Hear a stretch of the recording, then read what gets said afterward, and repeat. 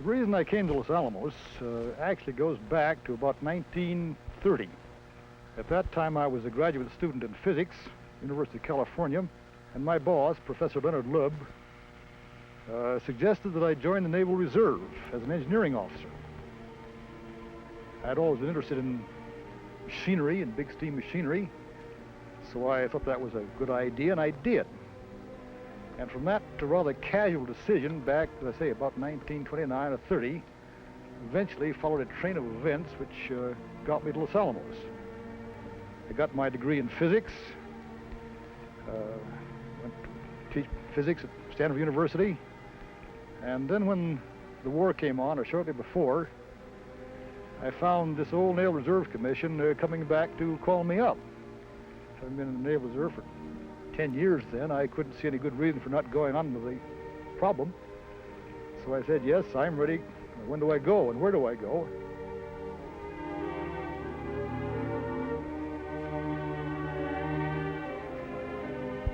And I was assigned as an ordnance research officer to the Naval Proving Ground at Dahlgren, Virginia, where, believe it or not, there was my old friend Leonard Lubb. I spent the first 3 years of the war there till 1944. And in the course of that, I worked for a man by the name of Deke Parsons, then Captain Parsons. And one day in the spring of 44, I think it was, or thereabouts, he sort of disappeared from the proving ground, and nobody would say where he went. There were rumors of some project that a lot of physicists were working on somewhere, but no one knew much about it. In fact, no one knew anything about it. And there was some speculation that perhaps that Captain Parsons had joined that project. Well, a little later in the spring, early summer, I was taking my first leave of my family out in California when I got a frantic telegram from the Bureau of Naval Personnel, which said, your leave is canceled. Report to Albuquerque, New Mexico, where you will be met.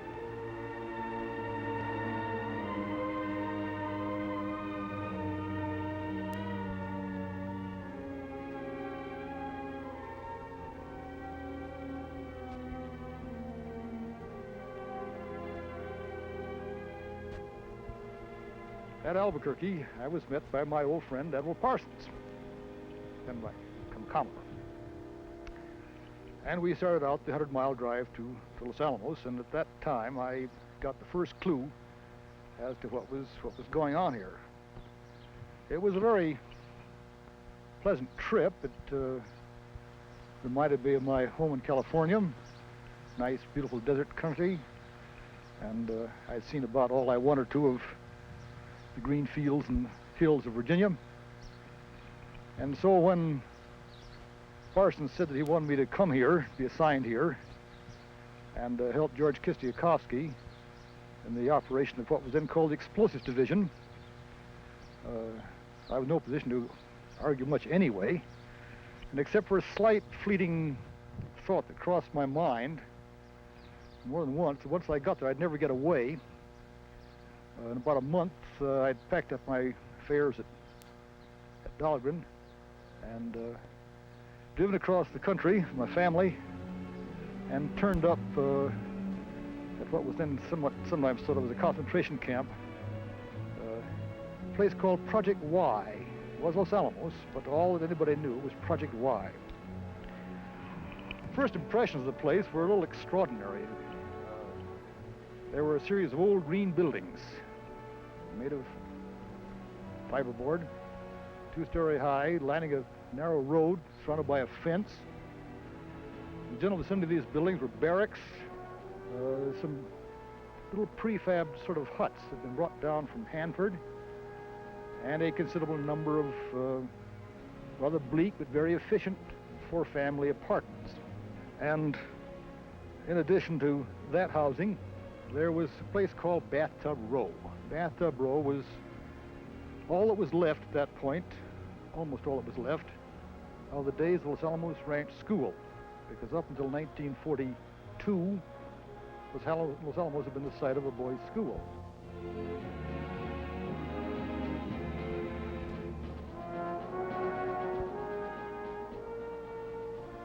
big house, which was one of the boys' dormitories, a nice stone log building, a beautiful building called Fuller Lodge, and 3 or 4 stone buildings that were classrooms and housing for the masters, and then a big log building where Parsons himself at that time lived. But it was a rather extraordinary place to come to. They worked 6 days a week, very busy. The group of people which had been gathered here by Oppenheimer was the most extraordinary group of people. I met all the physicists I'd read about and read their papers for the last 15 years in the flesh. There they were working. There were about as many GIs as there were civilians at work. The GIs were a very stage of academic career. Some had PhDs and were sergeants. Some were the 2-year engineering wonders who had been snatched from their college careers and given a quick course in physics or chemistry or engineering and sent to work in technical pursuits.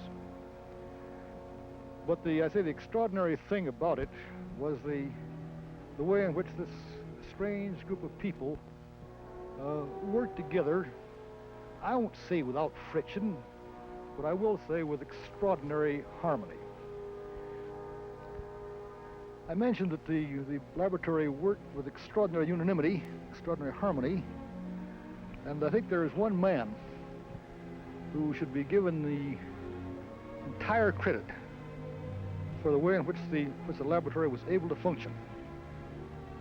A lesser man couldn't have done it, and a man only the greatness of Robert Oppenheimer, it seems to me, could have really carried this out. Absolutely extraordinary man, totally dedicated to his task.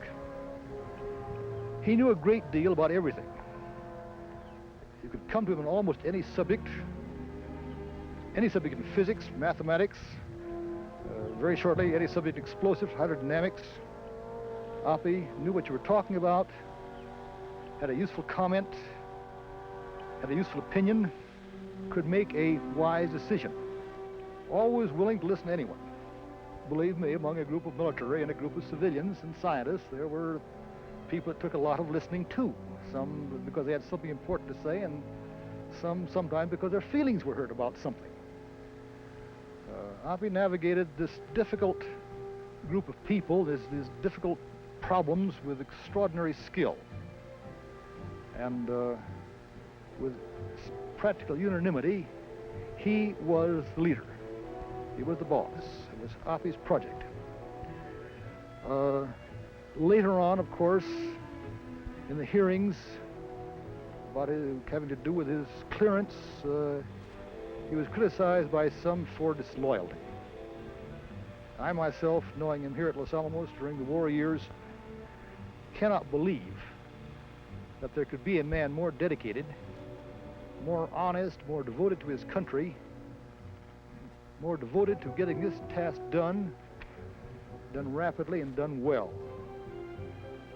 I myself will never doubt his personal loyalty, his personal integrity, and I will never cease to regret the fact that his loyalty had to be called into question, his clearance canceled during those unhappy hearings. Everyone was always glad that later on, the fact that this was a mistake was recognized by the country when Oppie received the Fermi Award. Life at Los Alamos during those war years was very exciting. It had its frustrations. One of the major frustrations was probably due to the fact that the existence of Los Alamos was classified. The fact that one was at Los Alamos was classified. We didn't exist at all. For example, all incoming mail was opened and read to make sure that nothing wrong was coming into anyone. All outgoing mail was put into the post office so-called, unsealed, where it was read by the censor. The censor thought it was all right. He sealed it, or she sealed it, and it was sent out through the normal U.S. mails. But the fact the mail was censored was itself classified. And so if the censor didn't like what you said, he simply sent the letter back to you and left you to guess what you had done wrong. But you got used to it, and nowadays those envelopes with the seal by the censor are philatelic curiosities and very, very rare. At the time, they were something of a humorous curse. Another problem, of course, those were the days of gas rationing. We had about enough gasoline per family car to make one trip to Santa Fe a month. Naturally, people got together, and one was able to get there perhaps twice a month. But it was forbidden, and people obeyed this, to go farther away than Santa Fe unless there was some domestic crisis that required one's presence somewhere else, in which case permission had to be obtained. Santa Fe was very relaxed about the existence of this secret project on the hill. It had various rumors. One that it was a submarine base connected by a long tunnel to the Pacific Ocean. Also was a home for, let's say, wayward wax. But the residents of the state of New Mexico were very much to be commended for their lack of curiosity about what was happening up here. Purely was classified. There was a fence around it. There were guard gates. Had to have a pass. But no one was really very curious, and no one tried to pry. It's hard to, as I say, to recapture all its facets. One of the extraordinary things about it was the way in which very famous people lived together. Perhaps at one time or another, more Nobel laureates came by Los Alamos than have ever come by any similar place in the course of time. Almost every physics department of any consequence in the United States, or chemistry department these days, has an alumnus, or has several alumni of Los Alamos.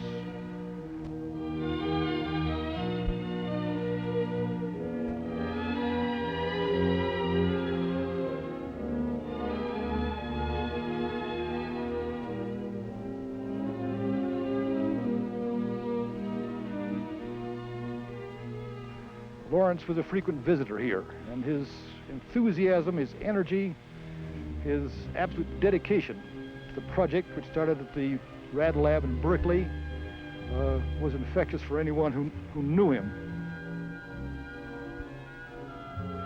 Fermi, of course, was an absolutely wonderful man.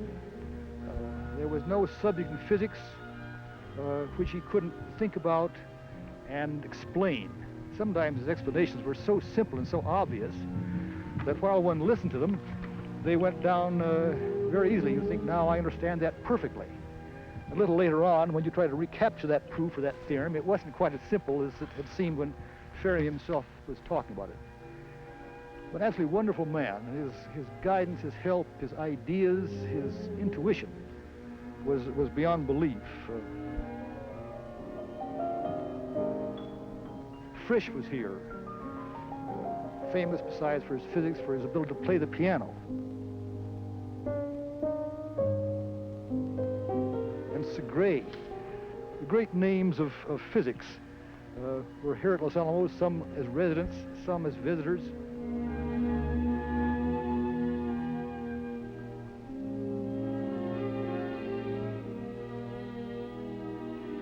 Bohr himself came occasionally.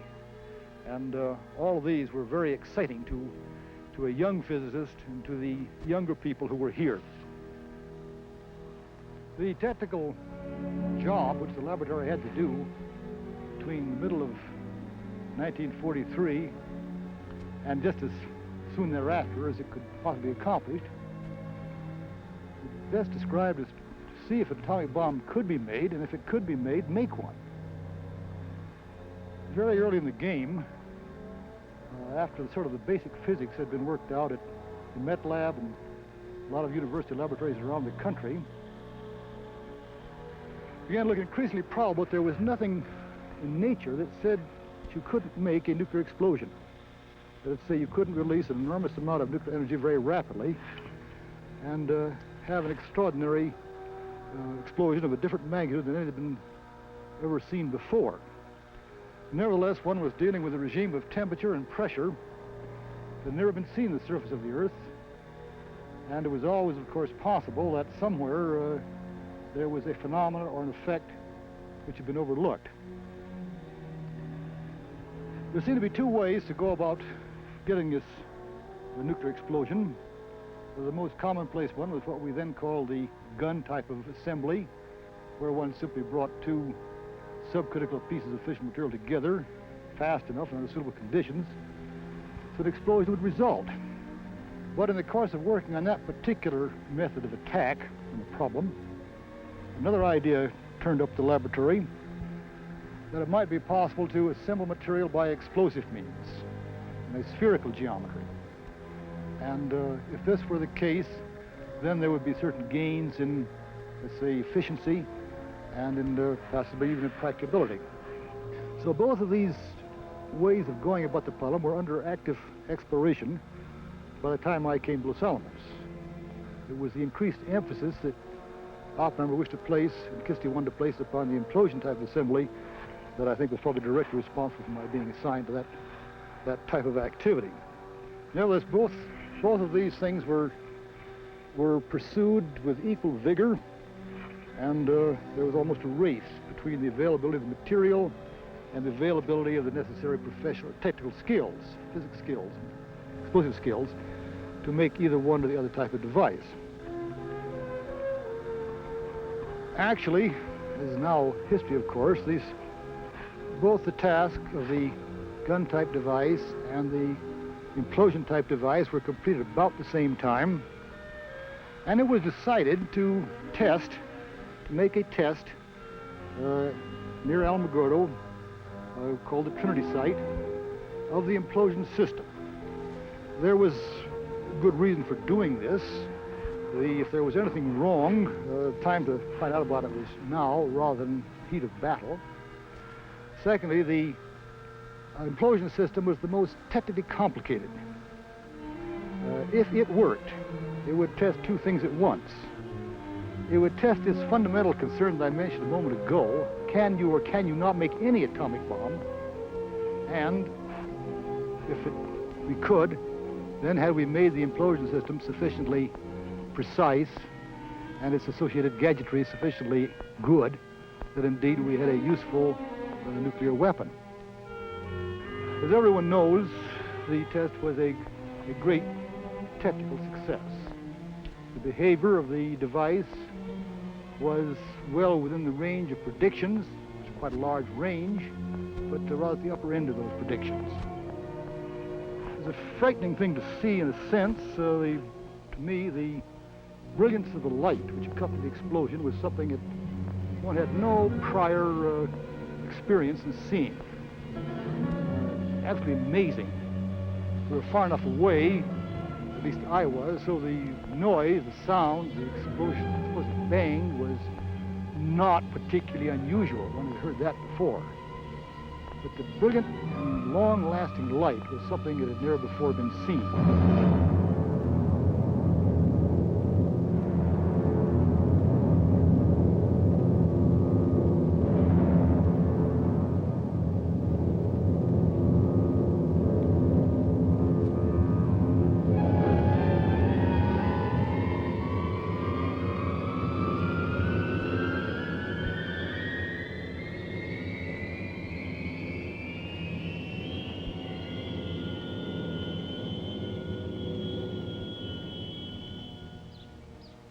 Many people have since claimed to have had very deep thoughts, and I sometimes get asked, did you have any great deep thoughts about this subject at that particular instant? And I'm afraid the answer must be no, I did not. We had worked very hard for the preceding several days. Many of us had worked very hard for the preceding several years. And this was a technical achievement of the highest order. And I think probably for most of us, our thoughts were more lines, well, gee whiz, it worked. And there was a sort of a professional triumph here, with little thought for what one had really done in connection with the history of the world and the history of warfare. Nevertheless, those thoughts, of course, came very soon afterwards. because the question then was being faced already: if the Alamogordo test is successful, will the device be used in Japan in connection with the war? And of course, having proved that nuclear explosions can take place, both types of device were then available for use. And at the highest levels, it was decided that this would indeed be done. It's my own very strong opinion that this was a correct decision, although I know that many people have had second thoughts about it, or feelings of guilt, or whatever you wish. Nevertheless, it has to be remembered, I believe, quite aside from the American lives that were probably saved by avoiding an invasion, not being how sure the occasional rumors that a peace had been negotiated. Nevertheless, I think it has to be remembered that nuclear fission was known then and known before the war around the world. It was known that Hitler had considered the possibility of making an atomic bomb in his country. The Russians certainly knew about it. The British knew about it. If we had not made the bomb, someone else would have. I would, for many, many reasons, prefer that this country have done it.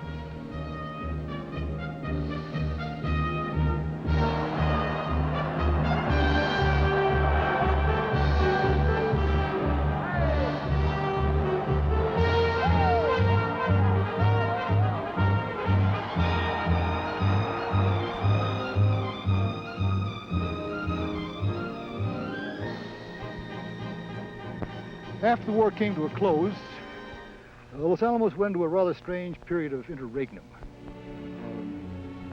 A number of us believe very strongly that the things that we had not done, and the avenues of research and development that have been opened up, would now have to be undertaken. That the world, having seen an atomic bomb, having known it was now possible, would certainly in several countries undertake to do it themselves. It was not possible, although an attempt was made to see if one couldn't get nuclear accord in 1945-46, but it failed. I would say, of course, because that was perhaps too much to ask of human nature. Perhaps the most important thing that the atomic bomb had opened up was the possibility of making a fusion bomb, because now one had on the surface of the Earth those conditions of temperature and pressure which are necessary to make the fusion reaction, the reaction between very light elements, take place. And this was simply now a possibility, and it would have to be looked at it. If we didn't, someone else certainly would. Most of our first attempts were theoretical attempts, led us into blind alleys. It didn't work, or it didn't work well, and seemed to be pretty cumbersome and effective. But eventually, if smart people work at a problem long enough, and if it's within the realm of nature, they'll find a way through it. Edward Teller and Stan Ulam, supplemented by I don't know how many coffee table discussions and laboratory discussions and experiments, came up with a way that looked feasible to make a thermonuclear explosion, to make the hydrogen bomb or the fusion bomb possible. And so we devoted then almost the entire energy of the laboratory along that particular line, and were successful in the Mike shot.